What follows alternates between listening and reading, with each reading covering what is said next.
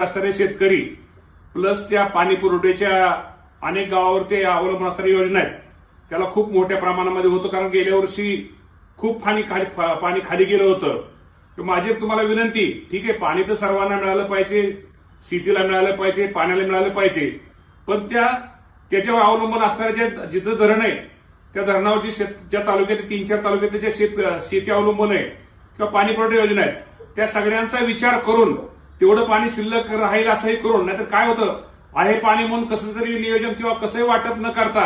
एक व्यवस्थित वाटप की जेणेकरून साधारणतः उजनीमध्ये पाणी